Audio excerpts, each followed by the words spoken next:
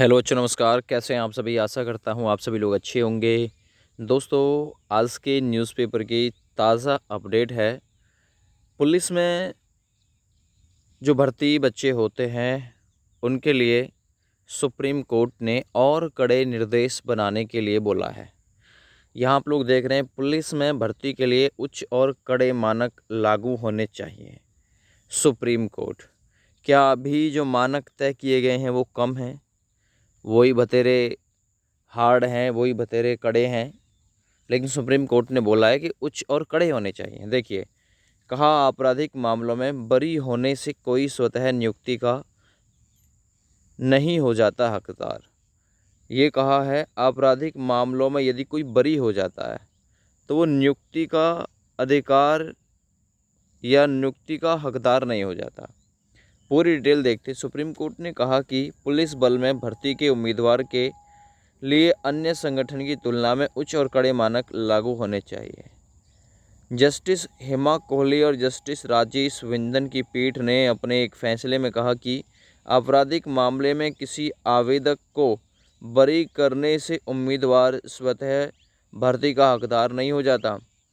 यानी ये कहा है, जो नकलची होते हैं, नकल के माध्यम से जो लगते हैं, तो उनके लिए बात बोली है कि भाई कोई बरी हो जाता है ना, तो वो फिर मतलब हकदार नहीं हो जाता। इस चीज़ को आगे और पढ़ते हैं थोड़ा सा, देखिए। और पीठ ने कहा, कानून प्रवर्तन एजेंसी में नियुक्ति से जुड़े मामलों में लागू किए जाने वाले मानदंड नियमित रिक्तियों पर लागू होने वाले मानदंडों की तुलना में कहीं अधिक कठोर होने चाहिए। इस तथ्य के प्रति सचेत रहना चाहिए कि एक बार ऐसे पद पर नियुक्ति होने के बाद उस पर समाज में कानून व्यवस्था बनाए रखने, कानून लागू करने, हथियारों और गोला बारूद से निपटने, संदिग्ध अपराधियों को पकड़ने और बड़े पैमाने पर जनता के जीवन और संपत्ति की रक्षा करने की जिम्मेदारी डाली जाएगी। इसलिए कानून प्रवर्तन एजेंसी में नियुक्ति चाहने वाले किसी भी व्यक्ति पर लागू होने वाले सत्यता के मानक हमेशा उच्च और अधिक कठोर होने चाहिए, क्योंकि उस पद पर नियुक्ति के लिए उच्च नैतिक आचरण का होना बुनियादी आवश्यकताओं में से एक है। तो स्पष्टीकरण सुप्रीम कोर्ट ने दे दिया है कि जो कांस्टेबल बनना चाह रहा है या फिर जो इंस्पेक्टर एसआई बनना चाह रहा है ना, पुलिस विभाग में भर्ती होना चाह रहा है, तो उसके लिए सत्यता, कर्तव्यनिष्ठता, है ना, और यहाँ आप लोगों को कई सारी जिम्मेदारी, कानून व्यवस्था को बनाए रखना, कानून को लागू, हथियार और गोला बारूद से निपटने इत्यादि जैसी उसके अंदर जो खासियत है, जो काबिलियत है, वो होनी ज़रूरी है। इस टिप्पणी के साथ शीर्ष अदालत ने मध्य प्रदेश हाईकोर्ट की खंडपीठ के फैसले को रद्द कर दिया और भूपेंद्र यादव प्रतिवादी द्वारा दायर की गई रिट को खारिज करने वाले एकल न्यायाधीश के आदेश को बरकरार रखा। उपयुक्तता के आकलन का कोई तय नहीं नियम। पीठ ने कहा कि किसी उम्मीदवार की उपयुक्तता का आकलन करने का मानक नियोक्ता की ओर से पद की प्रकृति, कर्तव्यों की प्रकृति सहित विभिन्न कारकों के आधार पर मापा जाता है।